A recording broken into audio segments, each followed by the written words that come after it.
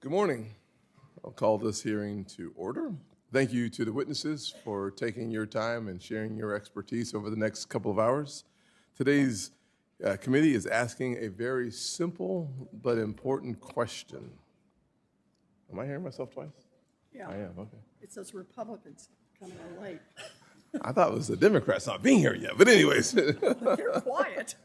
Good point, good point. Is how do we get, maybe that was all LBR. Okay, she's here, see, okay. How do we get artificial intelligence right? That is the ultimate question I think we are struggling with as a nation and frankly, as a committee. That means making sure AI strengthens our economy, supports small businesses, and protects consumers. It means keeping America ahead of China and our adversaries. It means using American innovation to help families facing the high cost of housing, borrowing, and everyday life. AI is a powerful tool. Like any powerful tool, it brings both opportunity and risk.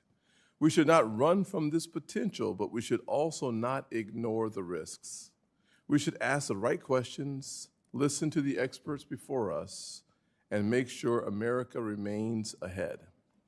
For the people we serve in South Carolina and across this nation, the real question is whether this technology makes life better.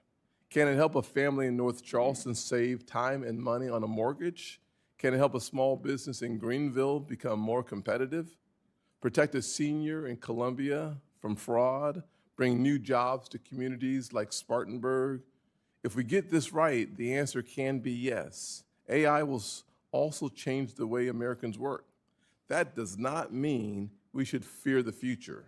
It means we need to make sure workers have the tools, training, and opportunity to benefit from it. The future of work should not be something America fears. It actually should be something America leads. AI solutions that help increase affordability for American families will not come from government bureaucracy. They will come from entrepreneurs, innovators, workers, and small business owners willing to use these new tools to build, compete, and solve problems. This is where AI can be part of the solution. Roughly 20% of small businesses in the United States today are already using AI to help lower the cost of doing business, which means prices are going to be lower for consumers. And in the financial services sector, AI can reduce friction and, frankly, increase speed. It can improve customer service, help detect fraud faster, help small businesses do more with less. AI should be a tool that strengthens American workers, not one that makes them feel replaceable. There is dignity in work, and if America leads, AI can help workers build skills, support their families, and create new opportunities in South Carolina and all across this great nation. But responsible AI innovation matters. And when we consider regulation, we must ask whether it will make it harder for a community bank to lend, a startup to grow, or a family to access credit. We need thoughtful and well-informed solutions that protect Americans and mitigate major risks without hampering innovation or pushing it overseas. That is why this hearing is so important and, frankly, timely. AI is already changing our economy and our markets. We must make sure the next chapter of responsible innovation is written here in America, not in China. Cybersecurity and national security must be taken seriously. The United States cannot afford to let China or any other adversary gain a technological edge in artificial intelligence.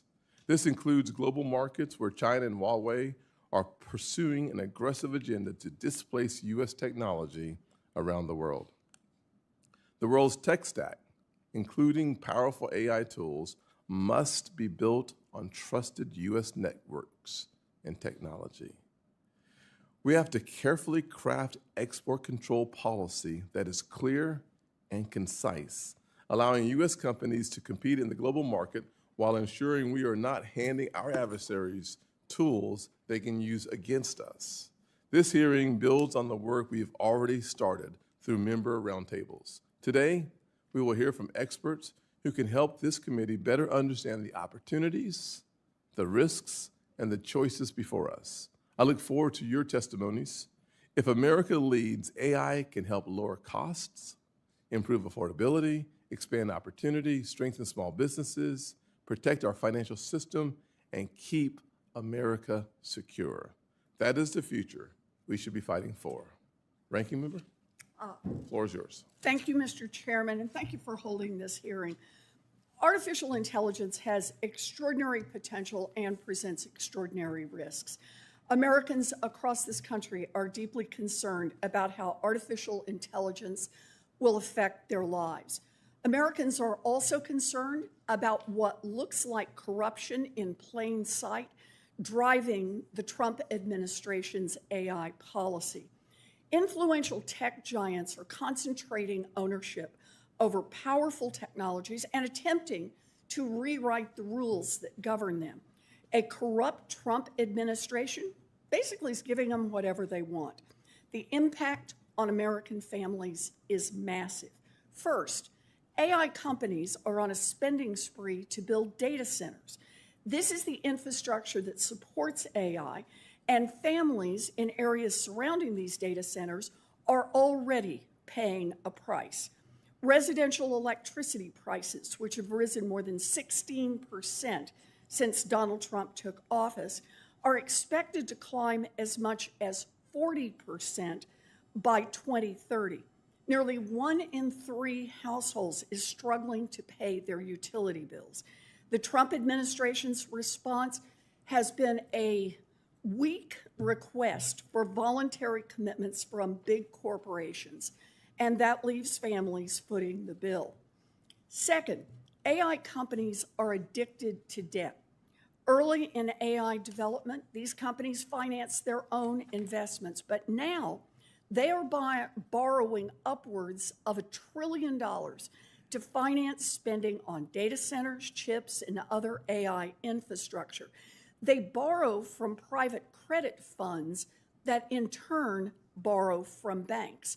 This means that if AI tumbles, it will bring down many in private credit, and that in turn will risk bringing down giant banks.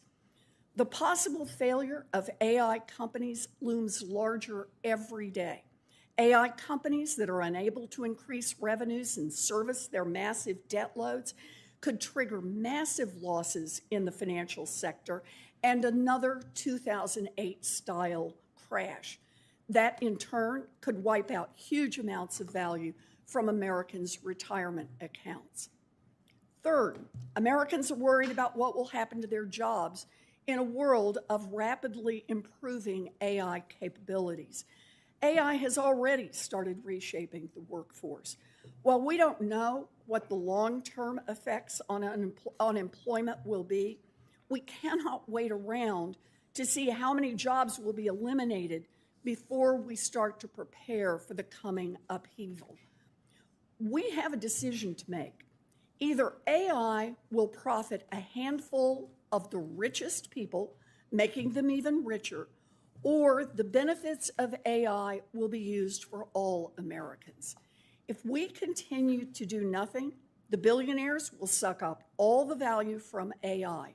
But if we start now to tax AI and to use that money to fund free education, apprenticeships, and encourage new job creation for the workforce, we can share the benefits of AI across our country. Before we hear from our witnesses, I want to raise one other issue.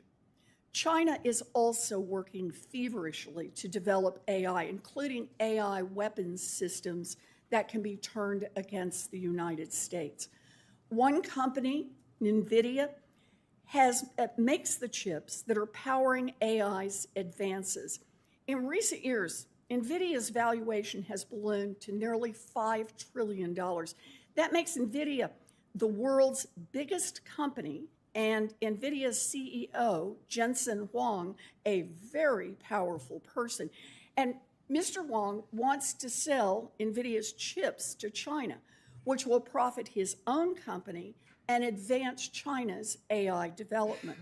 Now, I invited NVIDIA CEO Jensen Huang to testify at this hearing, and he refused to join us. I invited Mr. Huang because he and NVIDIA are lobbying hard to get a blank check from the Trump administration to allow the sale of advanced chips to China. Mr. Huang's efforts have alarmed senior military leaders here in the United States who have warned that such technology could strengthen China's military and put our own national security at risk. No matter. In Trump's D.C., money talks, and President Trump appears to be giving policy handouts to the highest bidder. If it's not plain old-fashioned bribery, it sure smells like it. Mr. Huang and NVIDIA have been active here in D.C. NVIDIA donated $1 million to the Trump inauguration. Mr. Huang made a big donation to Trump's favorite project, his gold-encrusted ballroom. Mr. Huang wheedled his way into a seat on Air Force One on the President's Summit with President Xi in China. Mr. Huang even managed to score a meeting with President Xi himself, along with President Trump, about NVIDIA's business interests. All that sucking up to the president has paid off big time for Mr. Huang. America had strong export controls that would have blocked NVIDIA from selling these chips to China, but the Trump administration is relaxing these rules. The Trump administration has also turned a blind eye as massive numbers of these chips have been sold elsewhere, then somehow magically made it to China. The American people deserve to hear Mr. Huang answer hard questions from both sides about the role he has played in undermining our national security. AI holds tremendous promise, but Americans are rightly concerned that it could further rig our economy. Congress can no longer be a bystander as the risks from AI grow nearer and millions more American chips are sent to China. It is time for Congress to stand up so that the American people can share in the success of this technology and not just be left holding the bag for whatever goes wrong. Thank you, Mr. Chairman.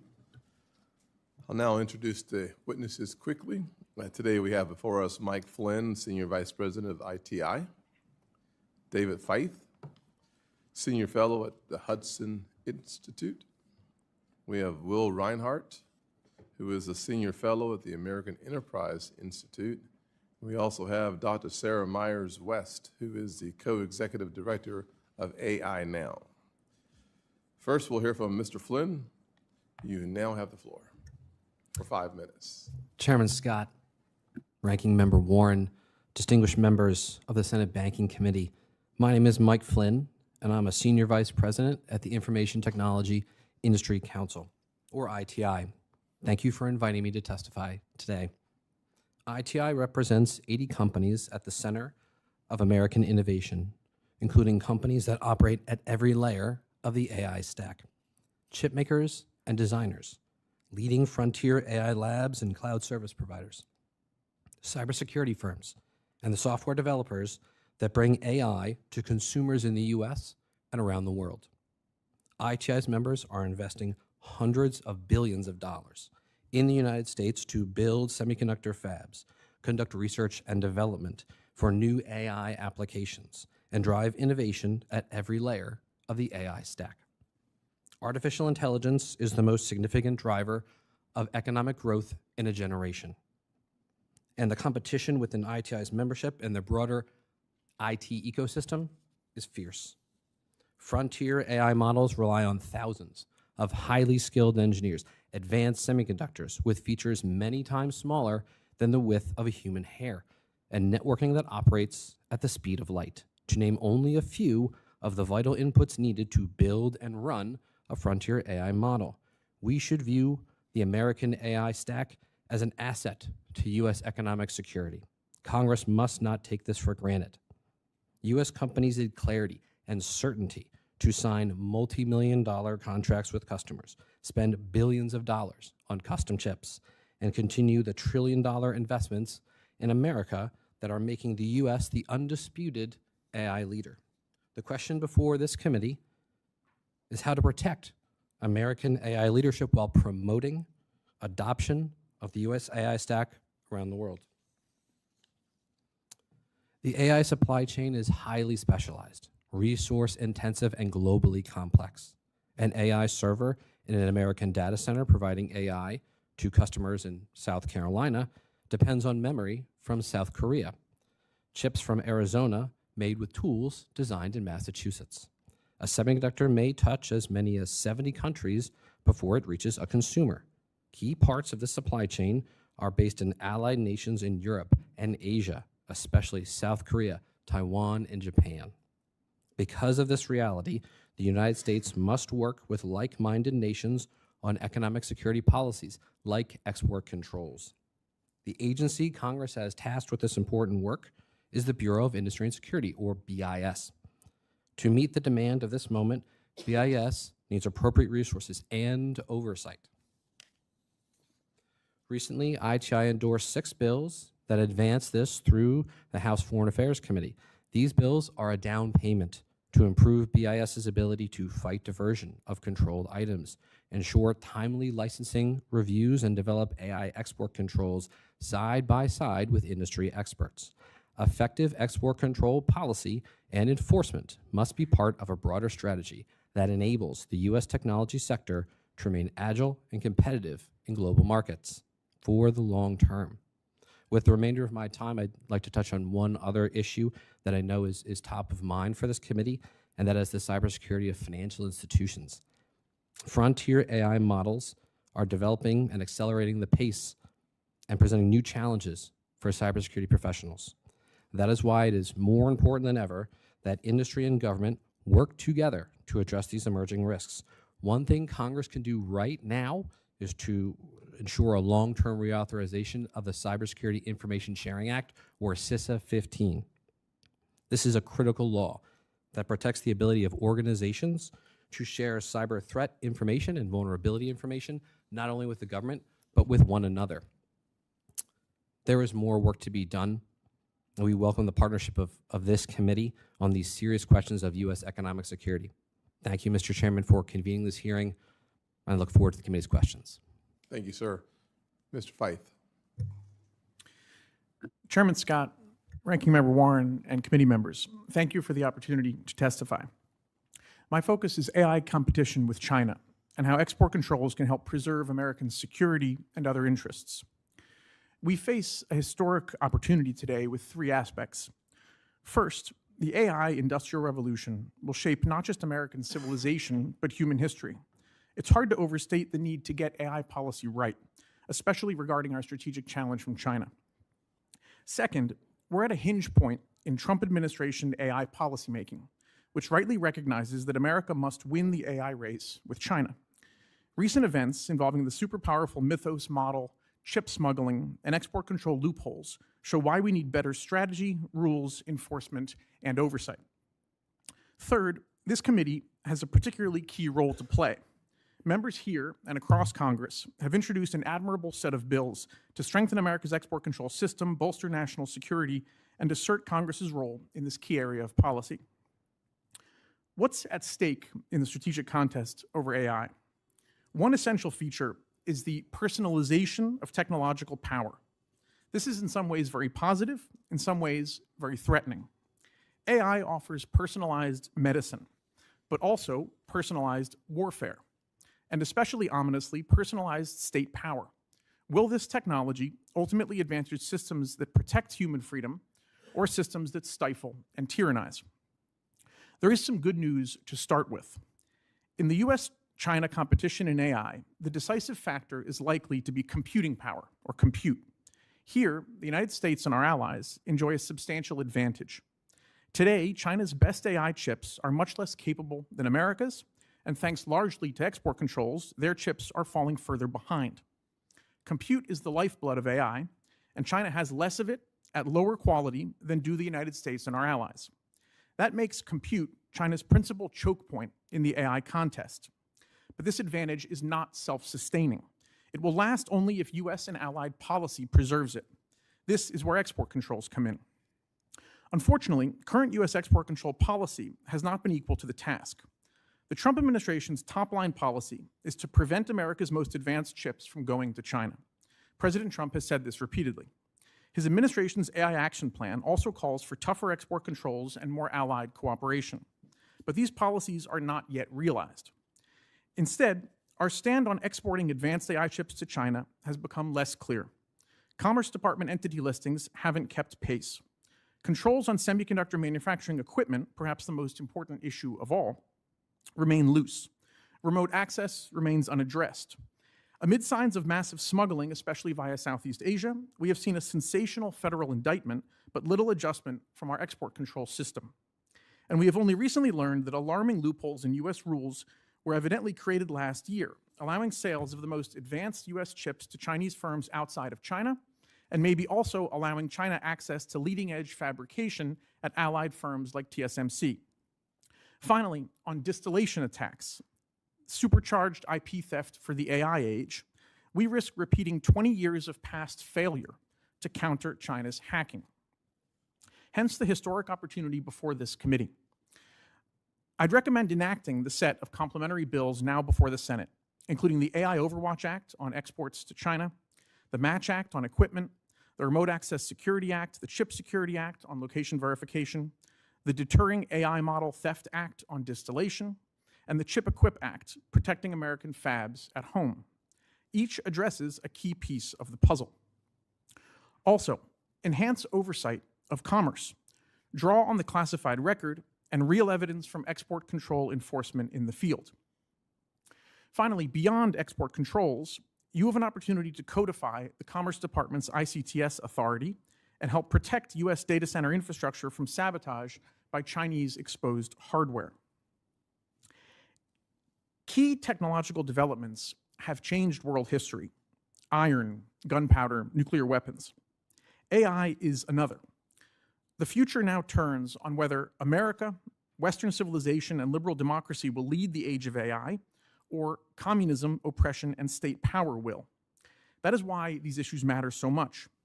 America should innovate at home, export confidently to allies and trusted partners, and deny China the capabilities it needs to overtake us. Thank you. I look forward to your questions. Thanks, sir. Mr. Reinhardt, the floor is yours. Chairman, ranking member, committee members. As a kid, I was obsessed with my grandfather's red tractor, a classic Farmall H. For decades, you could find it parked in between the garden and the barn, basically, always pointed towards the house, acting like a sphinx, protecting the cornfields. I've since learned that the Farmall was truly revolutionary for the farms and families where I grew up in central Illinois. Tractors first spread through the wheat belt in the 1920s, but it took another 2 decades for the tech to be adopted for use in the corn belt. Farmalls were especially important for small to medium-sized family farms because they were high quality but affordable tractors that could do a range of different tasks. It took years, however, for those farms to truly adapt to the new technology and to make it useful and to change how farming was done in the Midwest. As I see it, AI is in its wheat belt stage. It is having an impact in some very narrow and important categories, but yet it is yet to be transformative to the broader economy. As I've detailed in my written testimony, one of the biggest trends that I'm seeing currently right now in AI is that it's a skill equalizer. In customer support, software development, legal analysis, writing, and education, AI continues to do its best by boosting those who are at the bottom. But when tasks fall outside the model's current capabilities, when workers are already at the frontier, AI can do more to hurt performance than to help it. Importantly, judgment still matters. So as I see it, Congress really should be thinking about 2 things: scenario planning and better data sources. For this committee in particular, planning around agentic AI could be very useful. Agents are only now getting deployed, and I know there's been some discussion of this, but they could have some incredible and important impacts in finance and banking and commerce. That's something that I have been focused a lot on, and I believe you should as well. But we also need better data sources. Right now, the data on AI usage only has effectively a 15% response rate. There are better ways to collect information, especially through payroll data and other sources that are currently being deployed. But I would say that it's this, right? The Farmall eventually transformed farming across the Corn Belt, but it required the right conditions. Congress can help create those conditions for AI. The opportunity is very, very real. but so is the work that's required to do it. So thank you, and I look forward to your questions. You doing? And please, on behalf of the chairman, Dr. Sarah Myers-West, you're welcome with your opening remarks. Thank you. Chairman Scott, Ranking Member Warren, and esteemed members of the committee, thank you for inviting me to testify on this important set of issues. My name is Dr. Sarah Myers-West, and I, along with my colleague Amba Kak, lead the AI Now Institute. We're an independent policy research center founded in 2017 to study artificial intelligence technologies. I also previously served as a senior advisor on AI at the FTC, where my role focused on the effects of AI as they were emanating across the broader economy. There's a tremendous amount of hope articulated in the vision for AI, that it will have transformative potential that could lift our economy and improve the quality of life for all of us. We're equally seeing a tremendous amount of pessimism from the public about what this technology means for their lives and their livelihoods. This divide is because there are skewed market incentives that have shaped corporate AI development and that are driving concentrated risk in the economy that the public is being asked to absorb. Importantly, many of these harms are already here, and they're being felt by everyday people, and they're going to continue out into the future, especially if things go exactly as the industry intends. My message to this committee is that we must put the needs of the public back at the center of the AI economy. Congress has an obligation to intervene before an economic crisis occurs, starting by alleviating the burden that people are already feeling from AI, exercising congressional oversight over AI firms that have grown in size and in political influence, and stopping a bailout of the industry that is arguably already underway. There are three core areas that I urge this committee to consider as priorities for intervention. First, addressing the risky and capital-intensive nature of AI investment. AI companies are engaged in a race to the bottom, one in which firms have exhibited an extraordinary willingness to court risk that's not just borne by the firms themselves, but by the wider economy and the public. AI development is increasingly being financed through complex and opaque instruments that hinge on the private credit market and are often kept off balance sheet through the use of special purpose vehicles. We're also seeing circular spending deals that hinge on the projected future revenues of just a handful of AI companies. And if those revenues fail to transpire to the tune needed to justify this capital expenditure, the house of cards could come falling down. Second, the effects of an AI bubble would be acutely felt by the American people. It could wipe out a tremendous amount of American household wealth. And this is because the economy at large is already significantly exposed to AI risk across several vectors, ranging from increased market exposure for everyday families to access to credit to job loss. But we don't have to wait for a financial collapse to see these effects of AI play out across the economy. Working class Americans are particularly exposed to an AI-driven market downturn. For one, the private credit companies have made a casino of American workers' financial security. We're seeing a transfer of wealth from the public to these AI firms, devaluation and dislocation already emerging in the job market, and rising prices, especially in the utility sector, that could serve to depress consumer demand. Importantly, many of these factors will remain even in a scenario where there's no bubble burst. The vision for success in AI hinges on the significant displacement and devaluation of jobs across the economy. I want to underscore, if the vision for AI fails, we could face a market correction. If it succeeds, it looks like mass displacement, and this is not a bargain any of us need to accept. This is why it's important for Congress to stop a bailout of the AI sector that's already in many ways underway. AI firms have received extraordinary subsidies, from federal backing of loans to direct funding to allocating federal lands for data center infrastructure. And this is all before Congress has had the chance to meaningfully act to protect the public and the economy from the risks posed by the industry. The public's already aware of the risks that they're being asked to assume, and this is fueling the generalized antipathy that they're expressing towards AI. If the end goal is to promote American innovation and to build an economy that works for everyone, Congress must act. It must start by focusing on measures that can alleviate the economic burdens that are already being felt by the public, by shedding light on AI industry financing structures through the use of its oversight authority, and most importantly, by committing to stop the bailout before it deepens any further. Thank you. Thank you very much. I appreciate your testimony today. I'll start by asking the first questions. Our economy will benefit immensely from American companies' leadership in AI and advanced technology. However, we received a letter just recently, today, from Anthropic that Alibaba executed the largest known distillation attack on Anthropic to date. That means that our adversaries are willing to lie, cheat, and steal to get access to the information necessary to make China the most dominant player in the market, as opposed to the free market economy that we have that produces the world's greatest thinkers and innovators. And I think that's a very important point, because when China lies, cheats, and steals, the American consumer pays the ultimate price for that. And when I'm in restaurants in Charleston and around the state, one thing I hear a lot about is the cost of electricity, water usage. There is this fear associated with higher prices in an economy where it's very difficult for people to live paycheck to paycheck.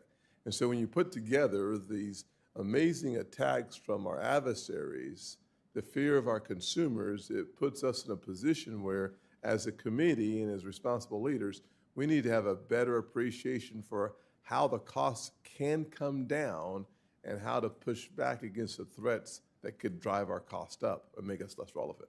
Mr. Flynn.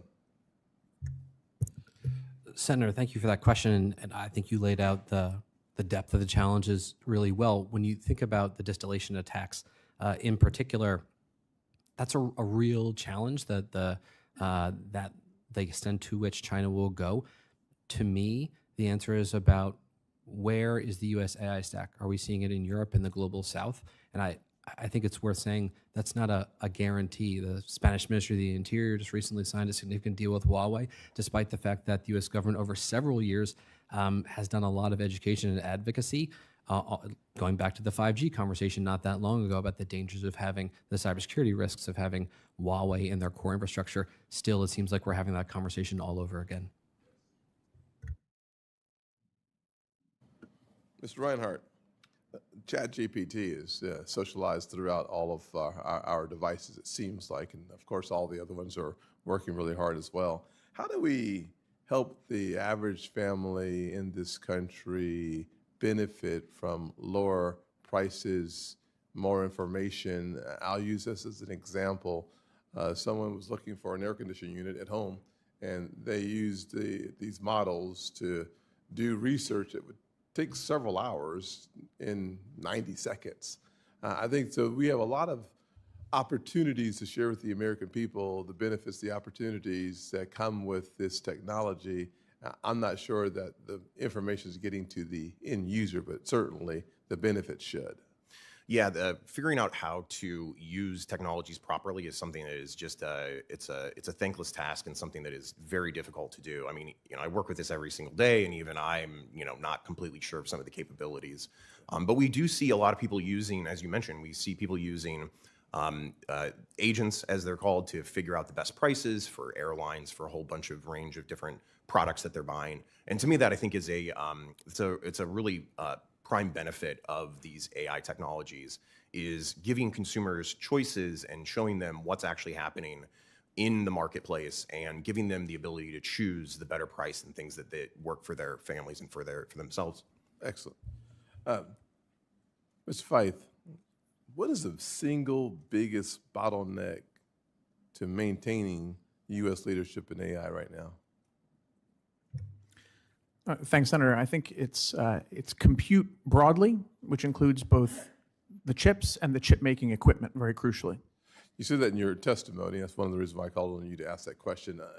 Help me understand perhaps the larger perspective on export controls and the role it should play in maintaining America's stronger position, especially against China.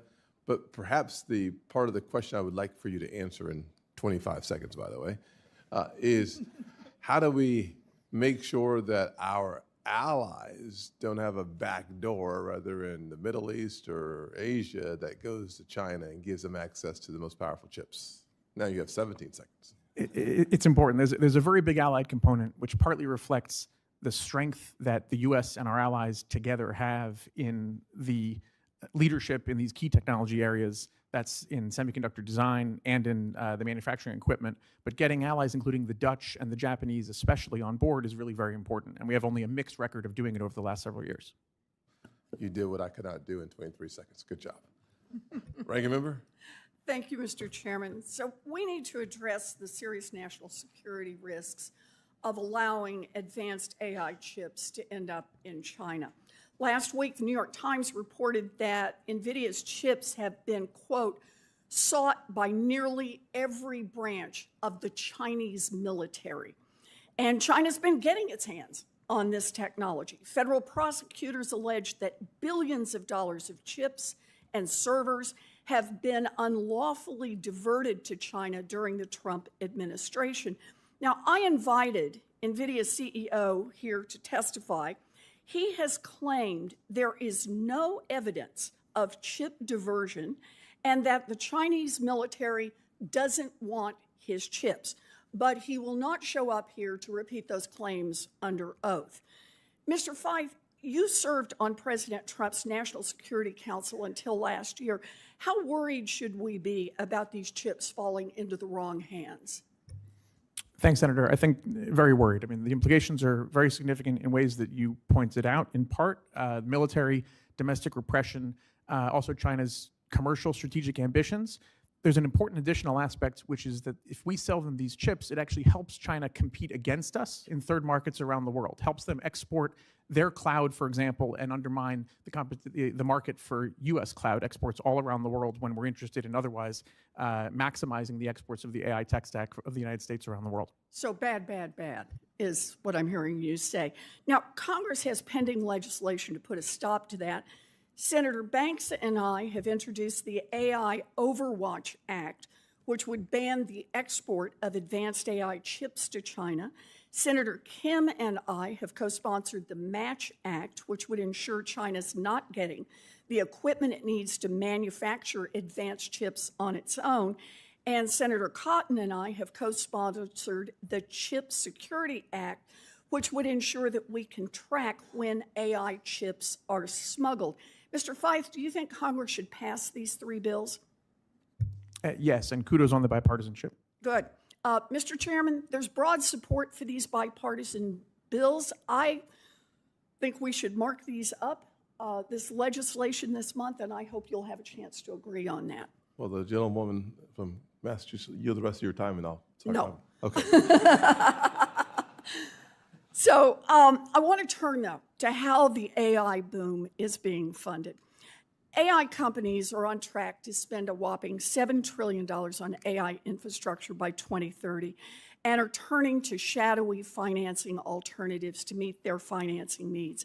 If the AI companies can't make payments on their huge debt loads, they could trigger massive losses across the financial system. Dr. Myers-West, if an AI bubble bursts, what would be the impact on families who may not have a single dollar of investment in an AI company? Would they be hurt? The impact on them would be significant, even if they haven't directly invested in AI, because we could see compounding effects across people's retirement funds, their pension funds. We'll see job layoffs and a potential credit freeze.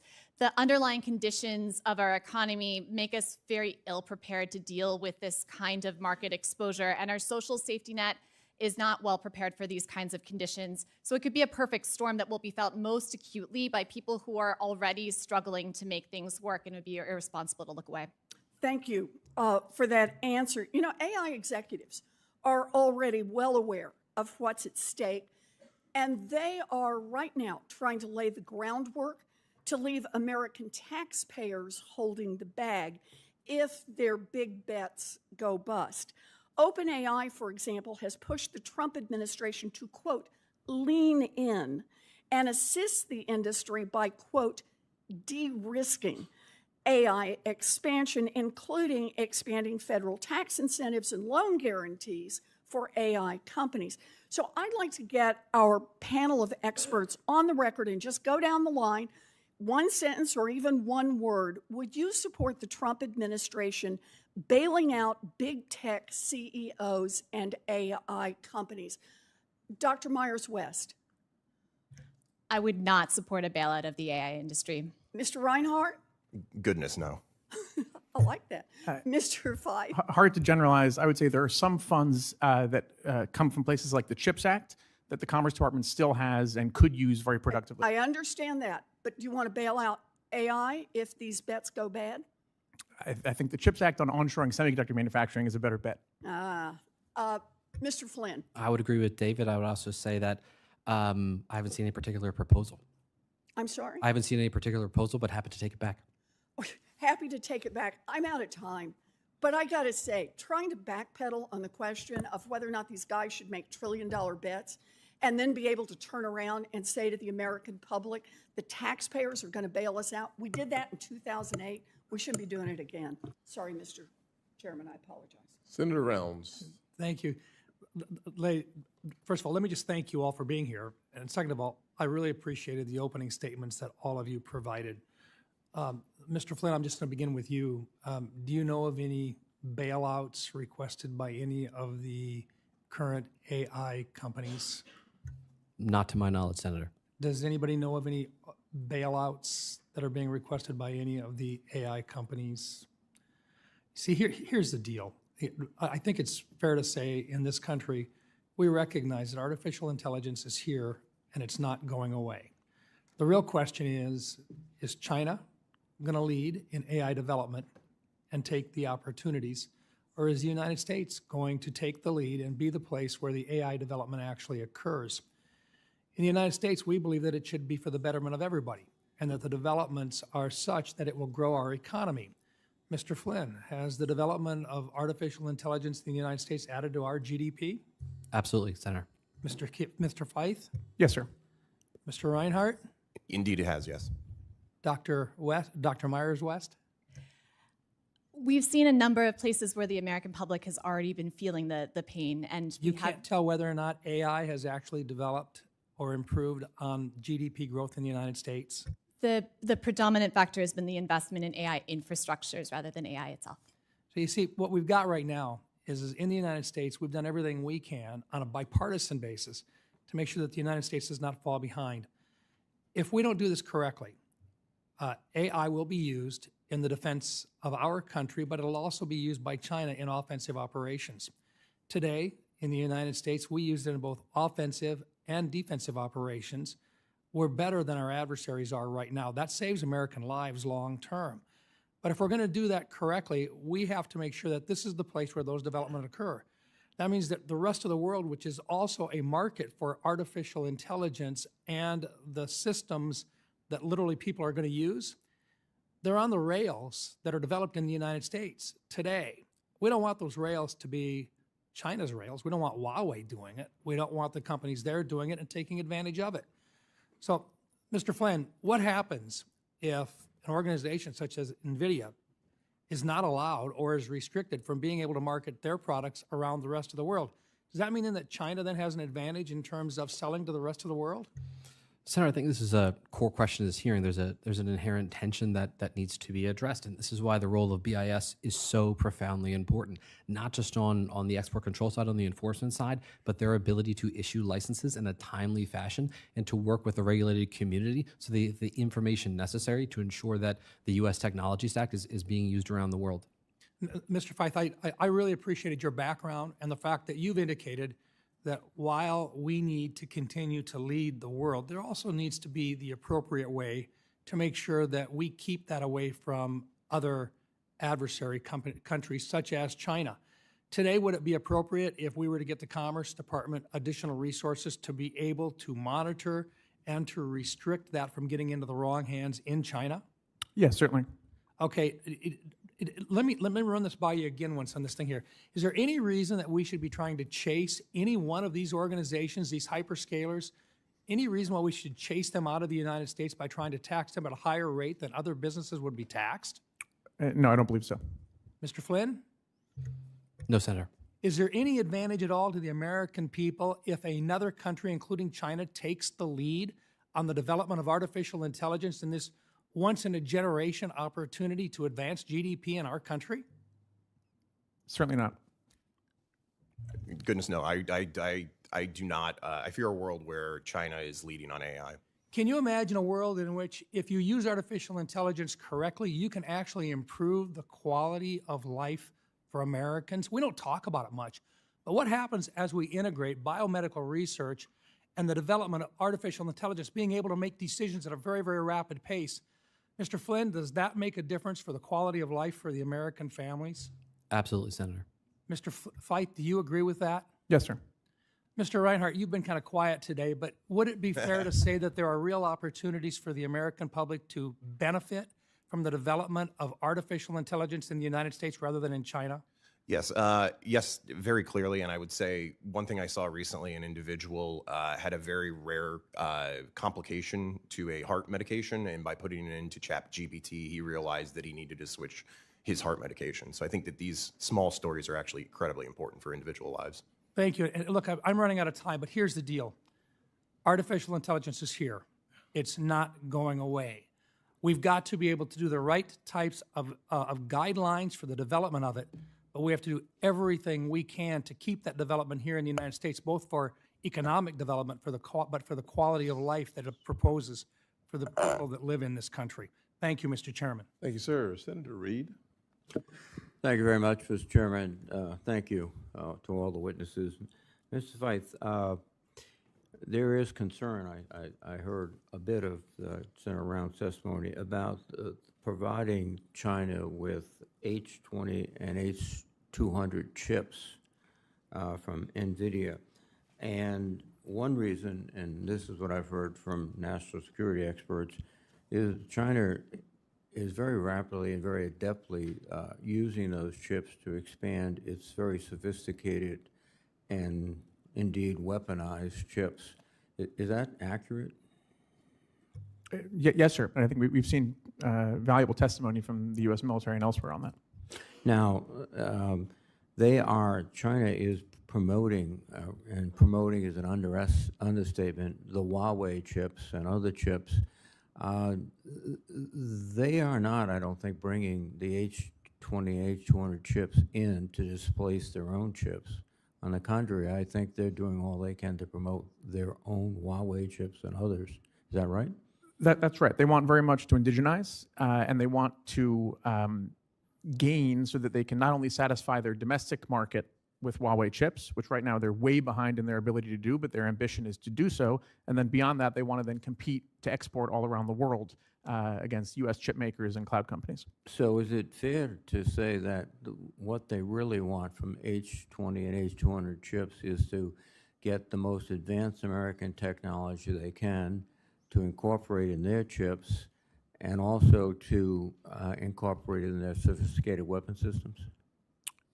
Yes, and I would say that there are other chips, including the Blackwells, that they've demonstrated a major interest in getting as well, even though they're not licensed for export, like through smuggling.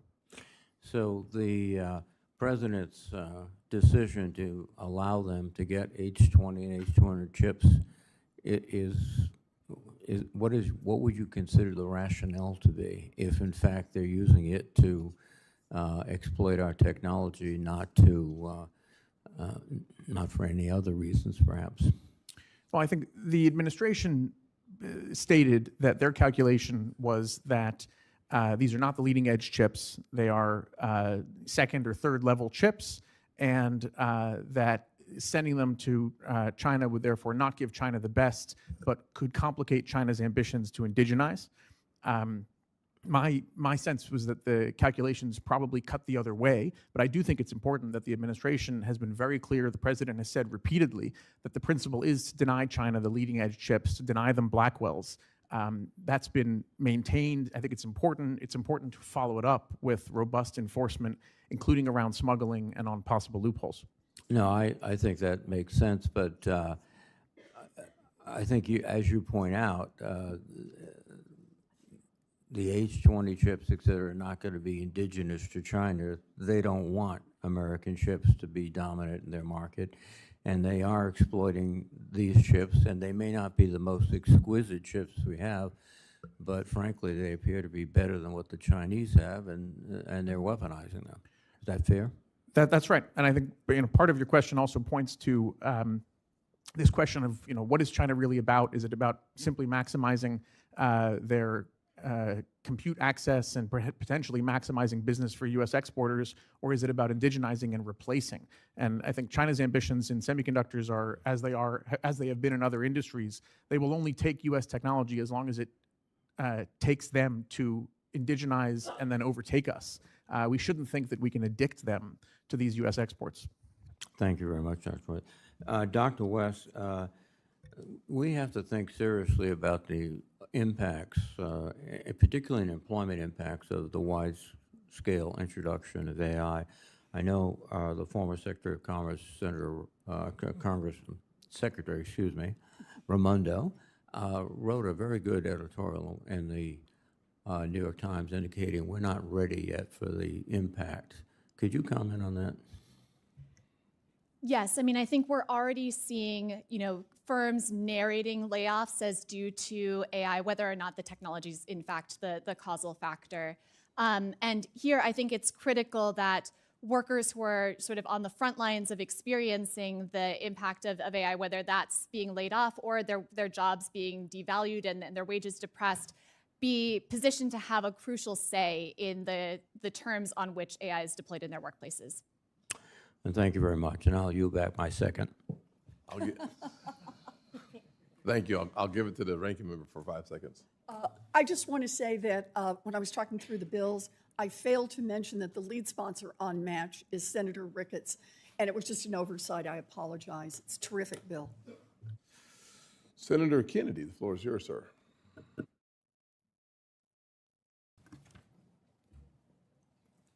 Mr. Fife, is that how you say your name? Yes, sir.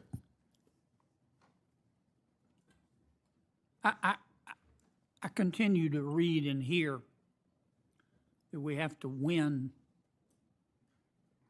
the AI race. What does that even mean? Generally, we heard that with 5G. Generally, we hear that when somebody in the private sector says, we're behind China, give us some money.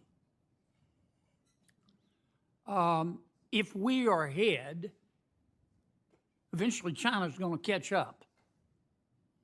And then China gets ahead, and we catch up with them.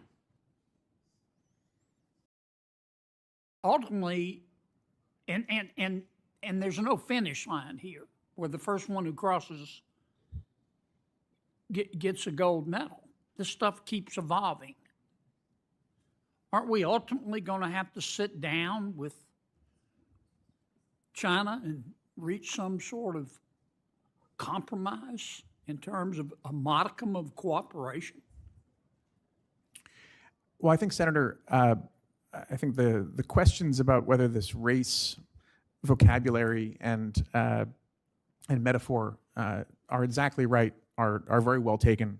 I think it's inexact at best, but there are comparisons possibly with previous generations of strategic technology like nuclear weapons, where I think maintaining that the US and our allies have a stronger foundation of strategic technology, including as it needs to be innovated across generations and including as after the Soviets got a nuclear weapon in their time, several years after us, is extremely important. And the fact that this is commercially innovated. Okay, I got it.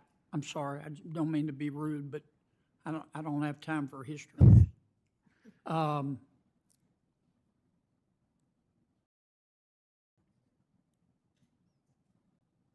Dr. West, I want to make sure you're heard here. Well, before I come to you, let me ask Mr. Reinhardt. Do you think we ought to have state-owned AI companies? No. Are you a fan of the state-owned companies in China? No, not Whether not at all. the federal government takes a big stake and runs the show? No, I do not. We can't even deliver the mail, can we? Especially in my neighborhood, yeah, it's really bad. And the stuff has an address right on the front, doesn't it? Yeah, I think that we can be smart about how we do grant programs. I mean, there's ways that we can be smart about the Grant programs? well, just the various, we've had, as we talked about, some of the CHIPS Act, parts of the CHIPS Act program are still out. There You are, understand there are alternatives to grants. They're called course. loans. of course, yes, Okay. yeah.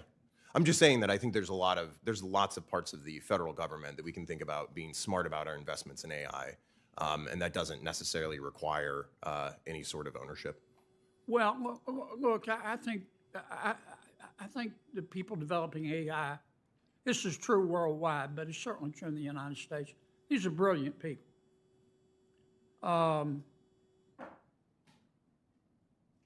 Right now, they're spending money to try to be the biggest and the best and the wealthiest. And I don't mean disrespect when I say this. I'm proud of them as American entrepreneurs, but I trust them like I trust a rest stop bathroom. I remember when one of the leaders in another hearing about a year ago, I asked him, I said, man, you must make a lot of money. And he said, oh, no, I do this for the goodness of the people. I only get my health insurance paid. Wrong. So, Dr. West, you make a good point, but I guess my question is, what do you expect us to do? It's here. And people are going to lose their jobs. I hate to see that. I might lose mine. But what are we supposed to do about that? I think it's a great question because there's this sort of generalized environment that this is inevitable and we all have to just kind of deal with the consequences. Yes, ma'am, I understand the problem. I admire the problem. I'm looking for a solution. Tell me what you think we ought to do when somebody loses their job as a result of AI. In the next 10 seconds or so. Oh, wow. I think we need strong accountability measures that restrain the actions of this industry that are sort of experimenting in the wild with the release of these Dr. West, tools. that tells me nothing. I'm sorry. I'm way over. But you're a good man for letting me go over. Yes, sir. Well, I just wanted to associate myself with your comments about the rest stop bathrooms. Yes, sir. There's not a lot of confidence in those. You sir. gotta be careful. The Yes, sir. coffee's lousy too. Yes, sir. Well, hadn't had that experience. Especially in Maine, evidently. Senator Warner. Well, I'd like to invite my colleague from South Carolina and Louisiana. A certain former governor of Virginia made it a top priority to improve the quality of all the rest stop bathrooms in the Commonwealth. And we welcome you to use our facilities at your discretion. Let me answer. I think what Senator Kennedy asked is a really good question. And I've talked to every one of the big heads. I spend more time on AI probably next to Mike Rounds of anybody here. And there is no macro answer. 4 years ago, we thought, well, let's make everybody learn to code. That was well-intentioned, but not the right answer.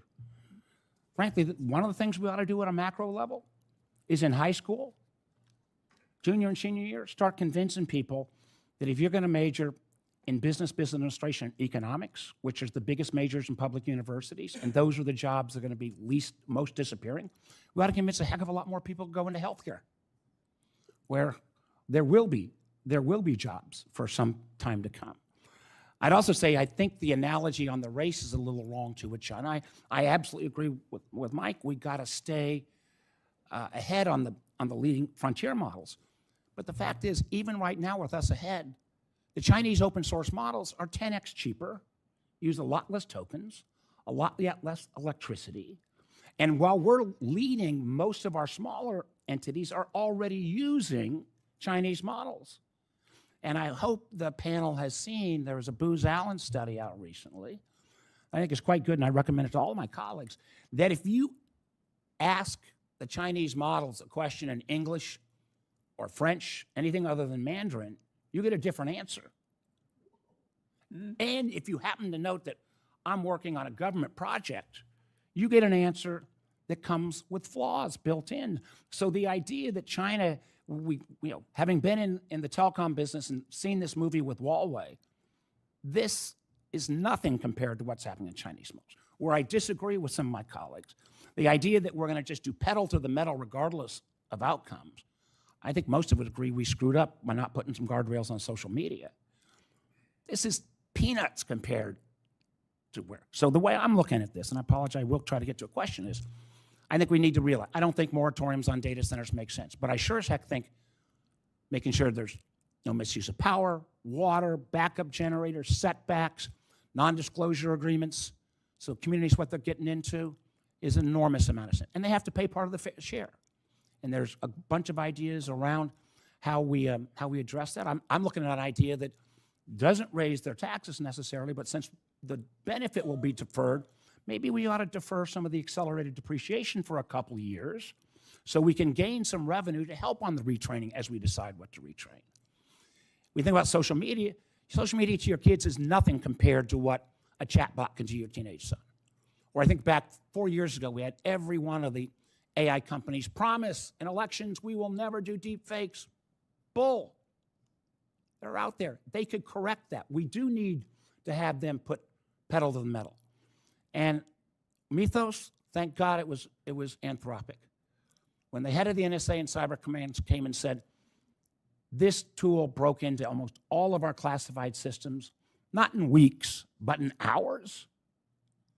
And one of the things I don't know how we do, and I know there's a big debate in the administration, but we're not going to get this fixed if we have a less ethical CEO in terms of simply voluntary pre-testing. Now, how we get to the right incentives, and it doesn't have to be 90 days, it could be 30 days. And I do think the dislocation, and I'll make a bet with any of you here. John, we're at 9% recent college graduate unemployment. I will bet you dollars to donuts right now, it'll go to 30% by 2028. And that will have a double whammy, not just the age cohort, but you're going to have a lot of pissed off parents and grandparents that just spent $250,000 on an education.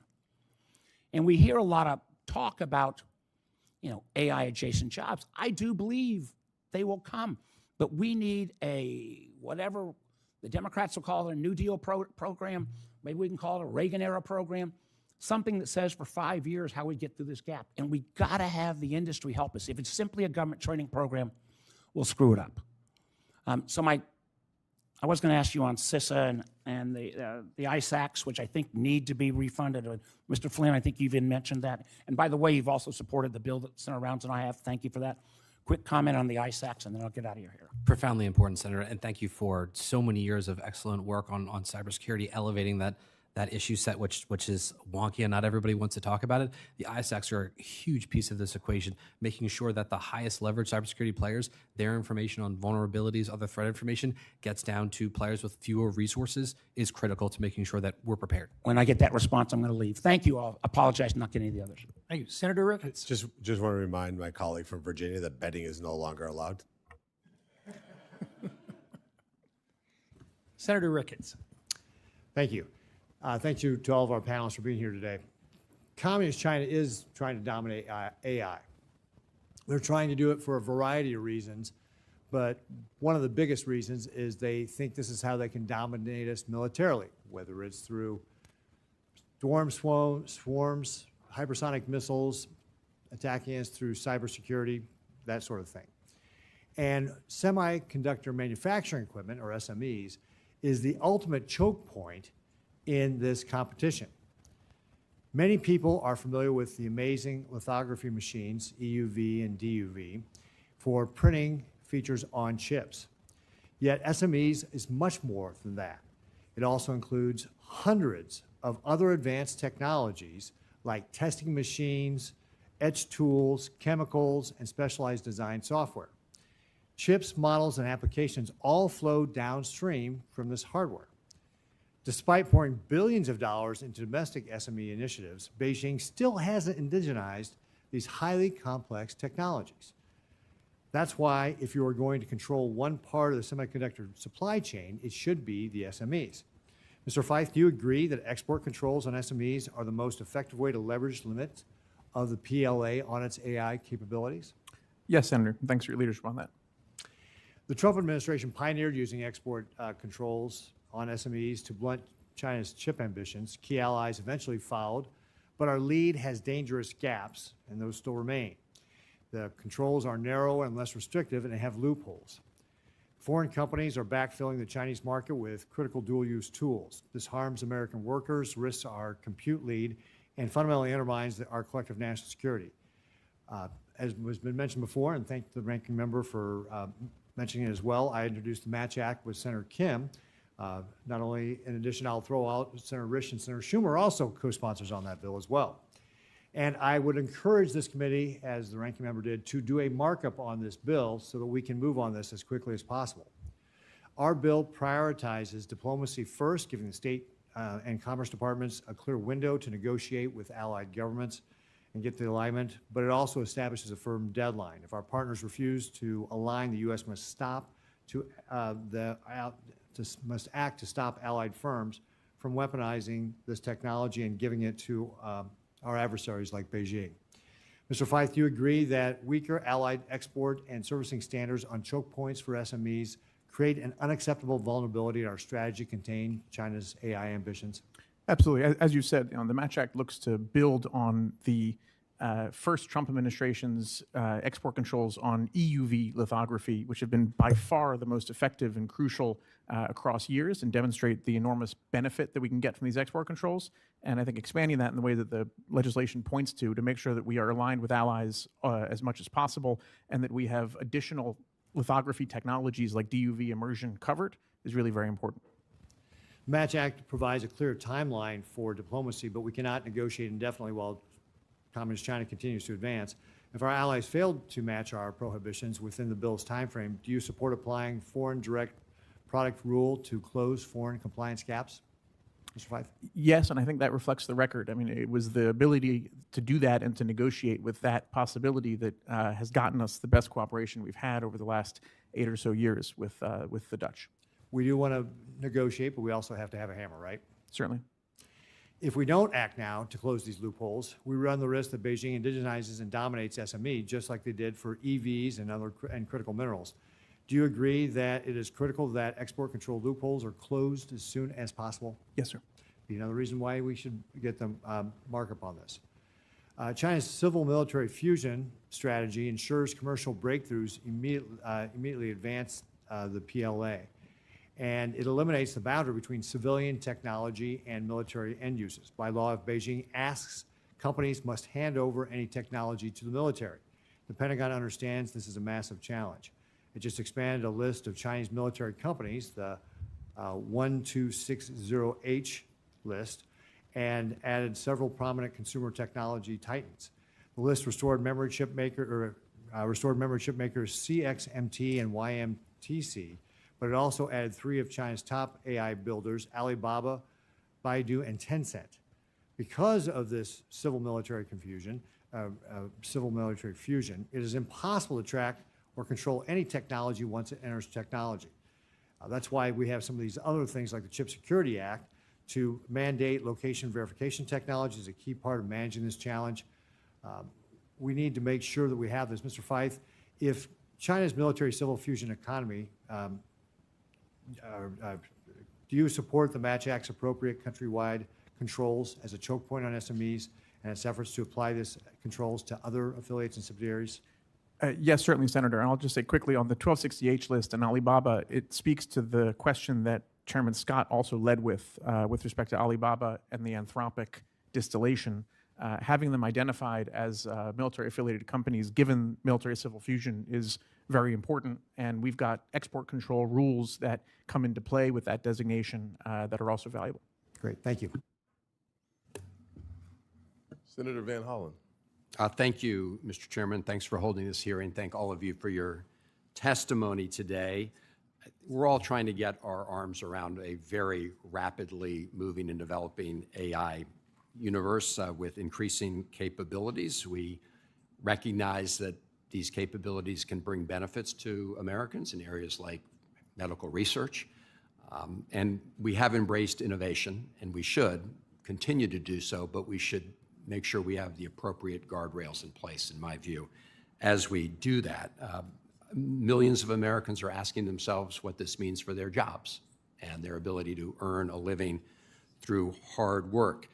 There are questions about whether or not AI will replace humans in making critical military decisions. I think that would be a mistake. We also have AI agents, and are they going to replace individual decision-making in many areas? So lots of questions. I'm glad we're having this hearing. One area, of course, is the question of worker displacement. That's an area of concern.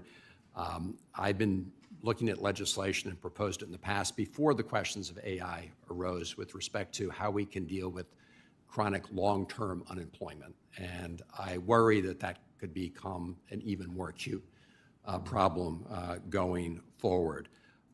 So Dr. West, if you could just speak briefly to what you see as the risks of workers in terms of job displacement, a lot of different theories and warnings, but where do you think we are right now? And would it be useful to begin now to look at how we can prevent chronic long-term unemployment that is at least in part caused by AI? I think that's exactly right. We are already seeing indicators that workers are feeling the experience of job displacement, whether or not AI is at the root cause. AI is sort of being attributed as the underlying factor. And our social safety net is just not well set up right now to be able to kind of catch people when they experience that displacement. And so I think focusing there first and making sure that we design our unemployment, our other healthcare, like the other elements of our social safety net that will help us contend with the potential future impacts on the workforce is an important place to start. No, I appreciate that, and I think it's, as you say, it's not too early to really give that some serious thought. I want to turn briefly to a question that I heard Senator Warren raise in her opening statements, and Senator Ricketts just alluded to it as others have, which is the issue of our export controls on very high-end AI technologies and chips. I think we would all agree that AI can be significant in adding to military capabilities. Is there anybody who disagrees with that statement? And so I have been concerned about the loosening of export restrictions to some of our chief military adversaries, like China. There was just a New York Times story the other day that reported that the Chinese military has sought out high-end chips from NVIDIA. And President Trump has seemed eager to compromise national security to grant favors to friends and cronies. NVIDIA CEO Jensen Huang wants to sell more chips to China. Like any company, he wants to sell more for his shareholders, and he has been cozying up to President Trump. He gave money for Trump's ballroom project. He went to $1 million a plate dinner at Mar-a-Lago, and on and on. And sure enough, President Trump announced licenses for NVIDIA to sell chips to China, the H20 and the advanced H200 series. And again, as we've all acknowledged, these have military applications. So we need to be careful. Dr. West, what can we do, and others may want to answer as well, what can we do to prevent this continued diffusion of high-end chips and AI technologies that could come back to bite us when they're deployed by other militaries? I think that you're right to point out that the chip problem. I think what I would add to it is in fact that there is a broader challenge faced by the sort of focus on redeploying commercial off-the-shelf AI models in national security contexts. We've seen the ways that they have tremendous amounts of security flaws and vulnerabilities, and I think it's important that we also be addressing the potential integration of those vulnerabilities into the critical infrastructures in which these systems are being deployed. I really worry about the approach of using only voluntary measures to test and validate and look for these vulnerabilities in these systems. Appreciate it. Anybody else want to weigh in on this? Thanks. Senator, I think it's a fantastic question.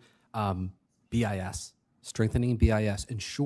Export controls are only going to be effective if the Bureau, if the agency charged with doing that work can effectively administer those programs. And right now, I think we've seen, at least what I've heard from ITI companies, is a real challenge in BIS's ability to administer the export controls that are on the books. Thank you. I'm glad you raised that. Thank you. Senator Moreno. Thank you, Mr. Chairman. Thank you for having this hearing. Just a quick lightning round of questions. Do you think the time is come and gone for data centers to receive any type of government incentive? I'll lay that out for you, Dr. West. I'm going to assume no. I think that they've received enough incentive. Right, so no more. So we could just say no more, right? We could just say any city, county, state does not need to give any form of tax incentive to any company building a data center, yes or no? I think these need to be responsive to the local communities in which they're being deployed, and what we're hearing from those communities is no. So no more money. Mr. Reinhardt? Generally speaking, I'm not a big fan of tax carve-outs, broad base and low rates, but I do Just think, pay like anybody else. yeah. Yeah. Ms. Five? Sounds right. The average American interacts with a data center more than 100 times a day. Totally understand the conversation and the challenges that constituents may face in this, and I think that is incumbent on ITI member companies and our industry to do a better job in educating local populations.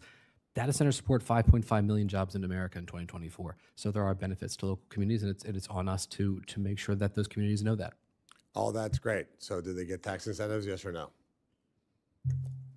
I'm sure the answer is yes. Yeah, but they shouldn't, correct? You would agree that that time is gone. Like we should not be giving handouts to companies that are building data centers. Would you agree? Not necessarily. Data centers are an incredible part of. How about car dealers? Should they get tax incentives? Senator, they employ thousands of people too. Absolutely. But my point being that this is, I think, where the anger comes from. Why would a company that's a multi-trillion-dollar company need any money? There was a situation in Ohio. Carlyle Group came in, built a data center in Akron, and we gave them $4.5 million. Like, why? And I've said to David Rubenstein at Carlyle, give them money back. You don't need the money. And if you need the money, you have a shitty business model.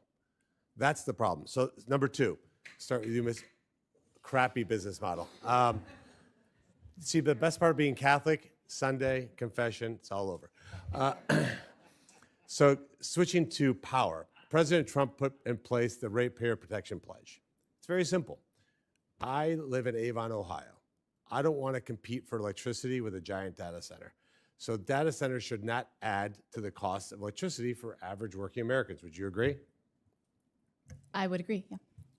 Go down. Yes, of course. Yes.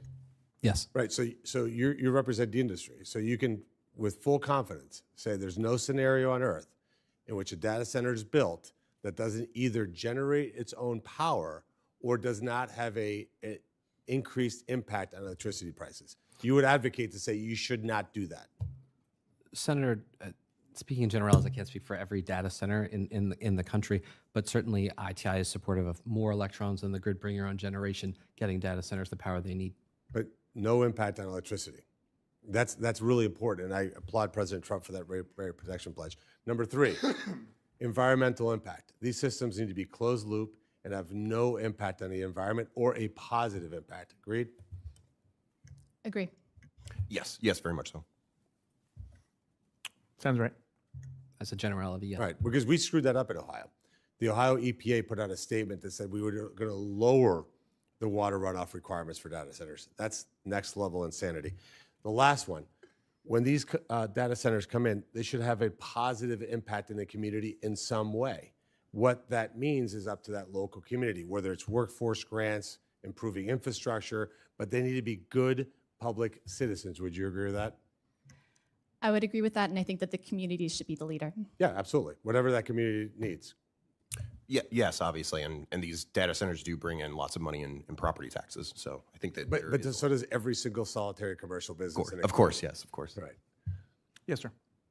Yes, sir. Okay, so these are, I think if we can get through these four principles and data centers behave this way, the operators, the hyperscalers behave this way, I think we could get this conversation in a different place. And I think this is very, very common sense. Real quickly, Mr. Fife, I'll ask you the question, shifting gears completely.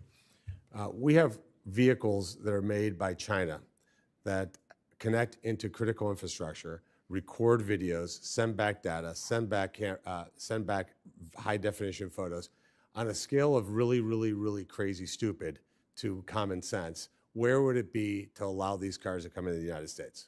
Full-on crazy stupid. Catastrophically stupid. Okay, great. Thank you.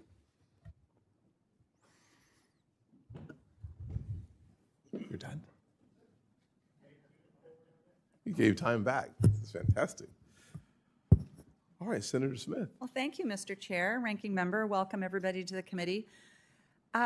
Dr. West, I'd like to start with you. I'm very interested in the intersection between AI and housing, and fair housing in particular, and I want to talk with you about that for a little bit. So, Congress passed the Fair Housing Act in, I believe, 1967 or 68. Actually, Walter Mondale, my home state senator, led the way on that, and it's been a long-standing tenet of our country that we should not be discriminating when it comes to housing. And so, interesting how AI intersects with this, right? Because we know that AI tools can, there's ways that they could be beneficial to housing. They could make it easier to build, they could make it more affordable, they could make it more accessible, but also experts have warned that without anti-discrimination protections, they could also, create risks for renters and homeowners. We've all heard about this sort of, the algorithmic pricing of rent as just one example of that. So this is just an open-ended question to you. Would you could you talk a little bit about this and what you see as the opportunities as well as the challenges of AI when it comes to housing and particularly fighting housing discrimination? Yeah, I'm so glad that you brought this into the conversation because it's one of the things that the public sort of directly is interfacing with AI systems, but the kind of AI that is more used on us rather than by us, right? It's AI that's used to set the price of rent or to determine what the cost of somebody's mortgage is going to be. And in those uses, we see a few particular effects.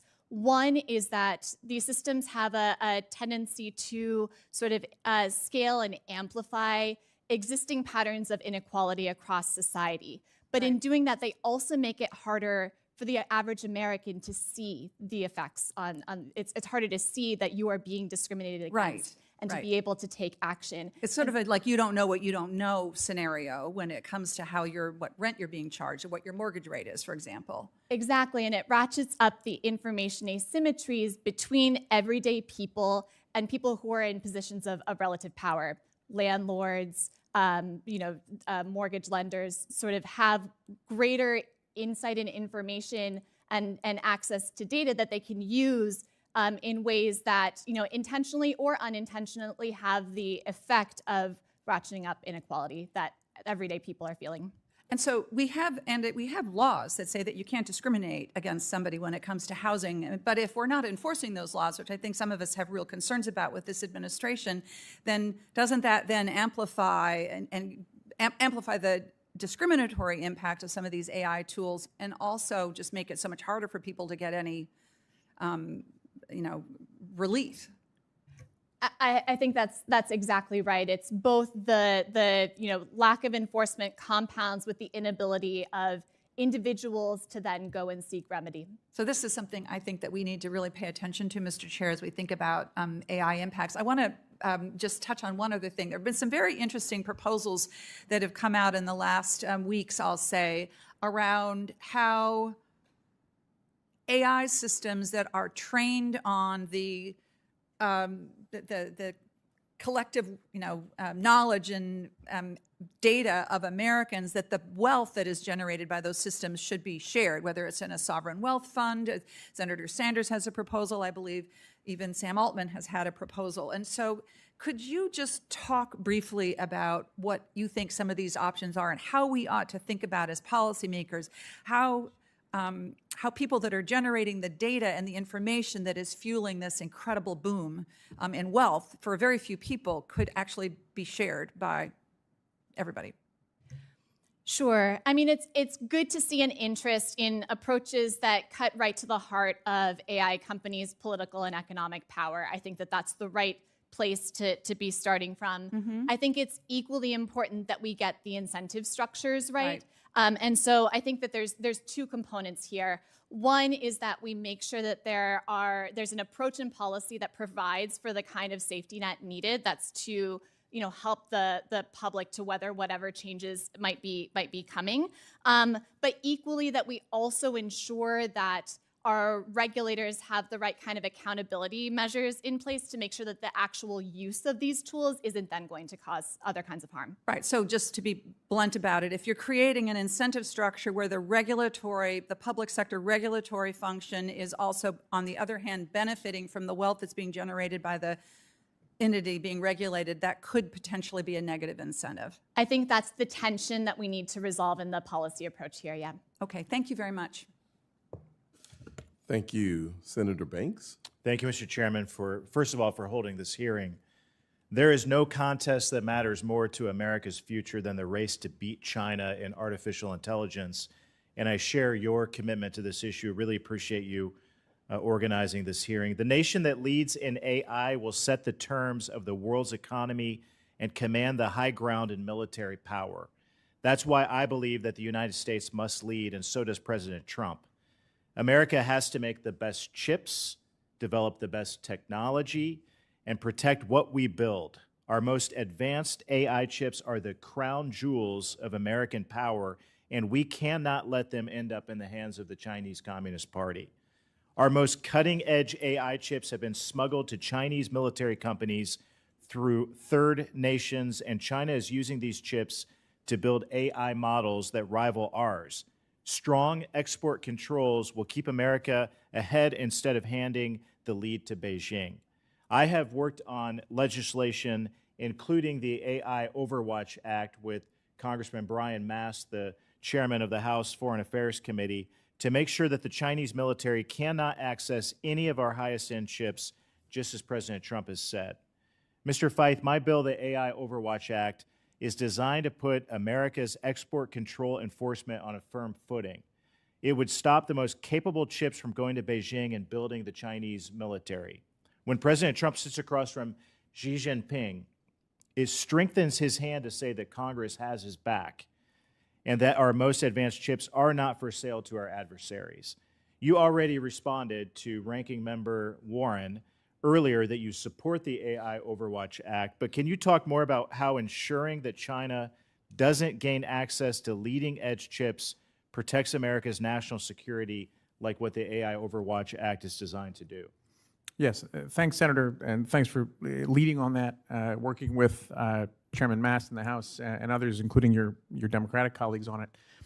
The importance, as you said, is partly to codify some of the Trump administration's own policy that we're not going to send our leading-edge chips to China, and then putting in a structure for, I think, a really important enhancement of the relationship between the Congress and the Congress and the executive branch on how we do exports of these most critical technologies, because like you said, they're fundamental for military purposes, for all sorts of security and intelligence and human rights purposes, and they're fundamental to the strategic competition broadly between the US and China, our tech companies and theirs all around the world.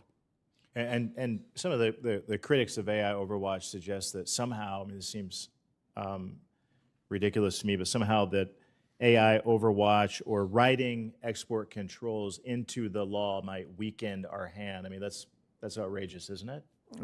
I think that sounds right to me. You have also made the point today that the United States writes strong export control rules that they often fail to enforce. And we continue to see smuggling networks moving billions of dollars in high-end chips to the Chinese military, much of it routed through Southeast Asia. There are other export control bills like Senator Cotton's Chip Security Act. Senator Ricketts has been a great leader on this issue through the Match Act, both bills that I fully support and I've co-sponsored. They're common sense policies that address national security while also ensuring American economic competitiveness is not harmed. What is the biggest gap in our export control enforcement today, and how can this committee seek to fix it? Well, I think these bills are especially important. I mean, bills that focus on smuggling, focus on the ability to enhance things like location verification on chips. You know, just in the last 13, 14 months or so, we've had some influential voices, argue that essentially there's no such thing as smuggling. It might be physically impossible, was the claim.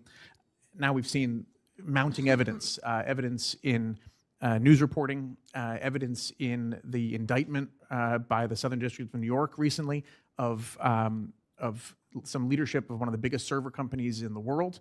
And there's a sense that there's a lot more out there, I think, in the intelligence record and in the sort of things that our export control bureaucracy is able to see, but hasn't always been able to take full action on or prevent. And I think legislation that focuses on it, as well as budget support.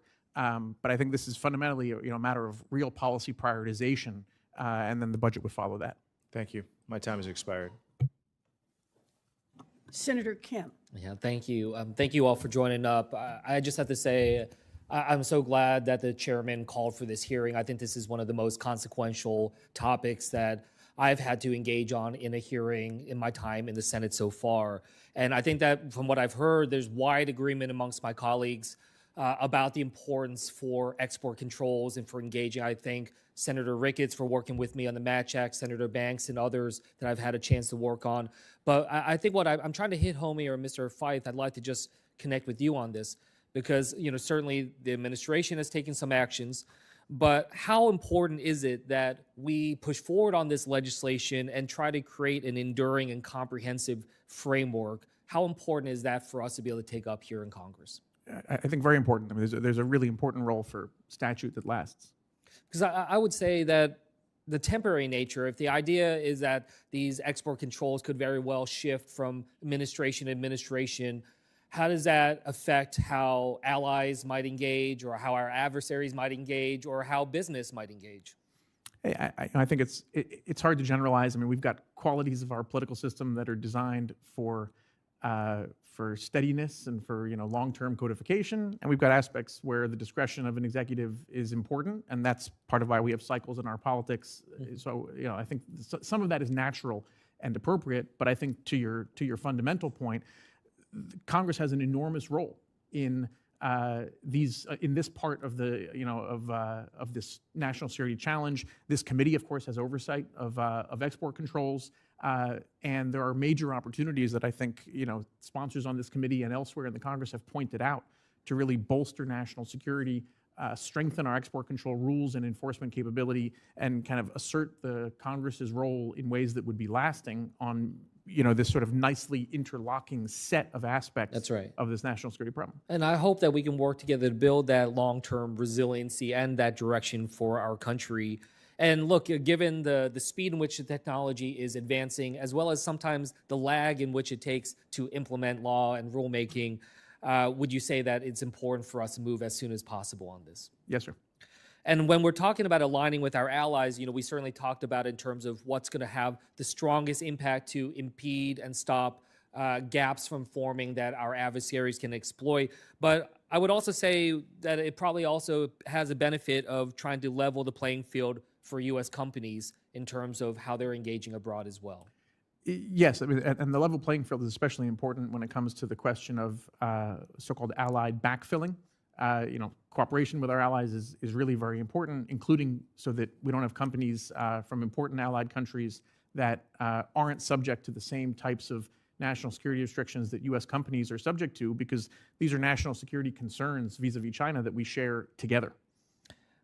Chair, I just wanted to say that there's been strong support for the Match Act, for these different type of efforts we're doing from outside experts, industry stakeholders, national security experts. And so to that end, I ask for unanimous consent to place a letter of support for the Match Act signed by a broad-based coalition of stakeholders into the record. Without objection. Mr. Flynn, I don't necessarily have a question here, but I just wanted to thank you for bringing up the importance of supporting BIS and making sure that as we're pushing forward on the HIS export controls that we have the effort to be able to come behind that. And to my colleagues here in the committee, I'm leading the appropriations effort to try to increase funding to BIS. I hope that that's something that we can continue to push on together.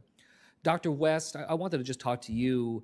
One thing that I hear a lot of concerns about, especially from seniors and others, is about fraud and what might happen next when it comes to AI's capacity to just amplify and magnify that so far beyond anything we've seen before. What are the practical steps that we should be looking at about fraud from a government, an industry, and financial institutions section?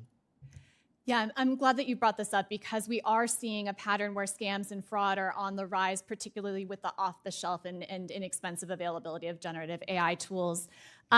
So there's an ecosystem around fraud where law enforcement and social platforms and financial institutions and tech companies all play a part.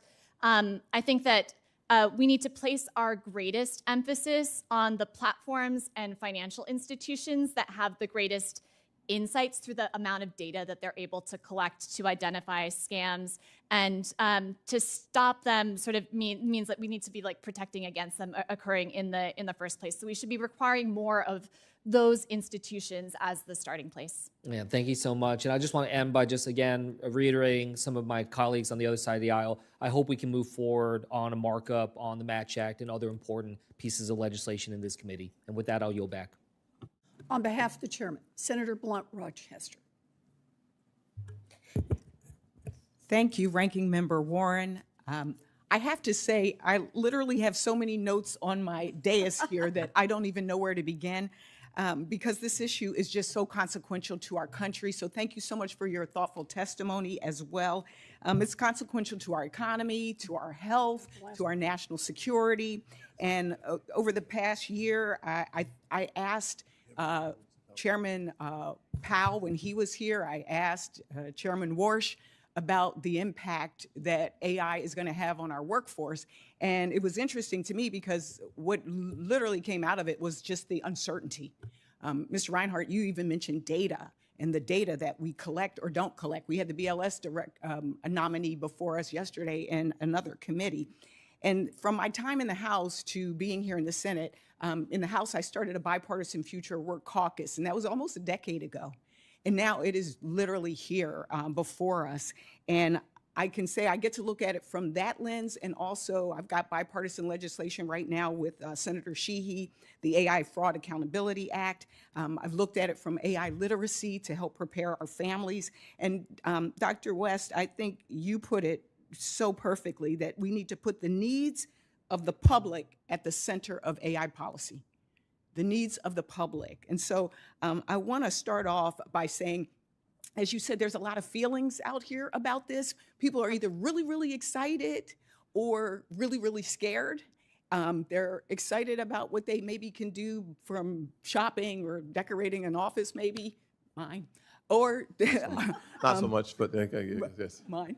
But they're also afraid that they're going to lose their jobs and that this will have a detrimental impact. And so many news reports recently have come out about new entrants into the workforce, whether it's college students, women in particular, and people of color disproportionately being impacted by and exposed to occupations most vulnerable to AI. So I'm concerned that the AI is moving much faster than we are, and we're not taking advantage of the disruptions or the opportunities. So Dr. West and Mr. Reinhart, if you could pick one or two workforce indicators that Congress should be closely watching, what would they be? I'll start with you, Dr. West. Sure. So obviously, we want to be looking at indicators like layoffs as a frontline measure and trying to understand how that's maybe being disproportionately felt across the economy. I'd also, though, be looking at things like employment dislocation. We've seen, for example, a number of jobs being restructured so that they're sort of flexible or self-employed, and that also means that those workers don't have access to the same kinds of social safety net measures, and they're also sort of dually feeling the tax burden. So that's another place that I'd be looking closely. Thank you. Mr. Reinhart? Yeah, I would be focusing on the unemployment rate within the AI-affected industries, right? There has been a whole bunch of these indices that have tried to understand job loss, potential job loss and dislocation. And I will say that right now we're really only seeing it with entry-level workers, people that are in the 20 to 24 range, 25 range rather. And I think there's actually a very good reason for that. If you're young, you don't have a lot of experience, you don't have skills, you can't show to employers that you're skilled or that you have the kinds of things for a job. And so my sense is what's happening right now is that the market is becoming very noisy. We talk about this as a problem in matching between employer and employee. And so those are the sorts of things that I'd be looking towards is really the unemployment in the AI affected industry and kind of the noisiness of the market. I will follow up with the Please. two of you and the other panelists on the data that we need and that's required. We've heard a lot of promise that AI will lower costs and improve affordability. Dr. West, what factors would demonstrate that those benefits are actually reaching consumers and families? That's a good question. I mean, I think the things that we would be wanting to look for are, general inflationary indicators. I mean, honestly, what we're seeing is in many sectors of the economy, costs are really going up, and this is part of a generalized trend toward inflation. The utility sector, I think, is one example of that. Equally, we're seeing the rise of surveillance pricing, where data is being leveraged against people in ways that is increasing prices across the shelf. Thank you. I have one more question here, and I will send more for the record. This is just a yes or no. Oh, great. For everybody on the panel, yes or no. Chairman Scott talked about the use of some of the tools. We use them every day. I signed up for one, loved it, and within less than a year, a pricing structure came out with multiple tiers. Are we at risk of broadening the digital divide? Yes or no? I'm not an expert on that issue, Senator. Happy to take it back and give you some more thoughtful commentary. Okay, Mr. Feith. It's just a yes or no. Do you think we're at risk? I'd have to duck it too, but I'll. I appreciate you saying you ducked it. Thanks. Mr. Ryan. Yes, and I think there are things that we can be doing to address it. Would love to follow up with you on that. Yes. Thank you. I yield back. Just in time for Senator Alsobrooks to have an opportunity to share as well. Thank Right. you so Thank much, you. LPR, for holding the floor for Senator Alsobrooks. Yes, thank you so much. We're so happy you made it. Thank you. I'm glad I made it too. So thank you, Chair Scott and Ranking Member Warren, for holding the committee. Thank you also to these witnesses who are here today. You've heard already, we've heard the conversation about artificial intelligence and the enormous opportunity that it presents for our country. And if we get this right, I believe that AI can help American businesses grow, make government and financial services more efficient, and strengthen our national security. And I believe that the United States should lead the world in this technology. We shouldn't be afraid of innovation, and we should not create a regulatory environment that pushes the next generation of AI development overseas. But we also have to remember that innovation is most successful when people have confidence in it. For our American families, workers, small businesses, and communities, AI cannot just be happening around them or to them. It has to expand opportunity for them. So that means making sure that people can trust the systems that they are using, whether they're small businesses who are trying to compete, a worker learning new tools, or a family applying for a loan, buying a home, or managing their finances. It also means being clear-eyed about how this technology is deployed, especially in areas where the stakes are high for consumers, workers, and the economy. And we also have to be honest that for many workers, this moment brings real questions about job security and displacement. As this technology changes the way that Americans work, we have to make sure that workers are not being left behind or pushed aside, but supported with the skills and training that can allow them to use AI to their advantage. So the questions for me is not whether we should support AI innovation. We should. The question is how we make sure American innovation remains fast, competitive, safe, secure, and broadly beneficial. So the first question I have for Mr. Flynn, American advantage in AI depends in part on whether companies can build, deploy, and scale tools securely, especially in sectors like finance, where trust and reliability are essential. So when you talk to companies across the technology sector, what would you say they are most worried about? What are they saying could slow AI leadership? Is it cyber vulnerabilities? Would you say data rules, supply chain risks, or something else? Thank you, Senator, for that question. I don't know if there's one thing, but certainly the supply chain challenges are very real. As the demand for AI capabilities expands, that does squeeze the supply chain in a number of areas. We don't always anticipate where those market adaptions may be. So I think it's incumbent upon Congress, upon all of us to keep partnering closely on this challenge to make sure that the supply chain issues can be do not become a plateau for our ability to continue to advance this technology. So now in high-stakes sectors like financial services, what do you think would help adopt AI responsibly while giving consumers confidence that their sensitive data is being protected? The cybersecurity challenge is real. Industry folks were encouraged by the president's executive order recently on AI and cyber.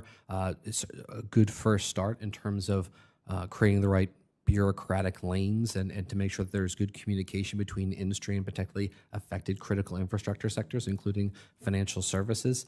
But at the end of the day, in this immediate term, the information sharing challenge is going to be very real, which is why I've talked so much today about the need to authorize the Cyber Information Sharing Act of 2015, CISA 2015, that lapses at the end of this year. If it lapses, that would be an extraordinary unforced error in terms of the average American's ability to trust, right, that their systems are being well defended.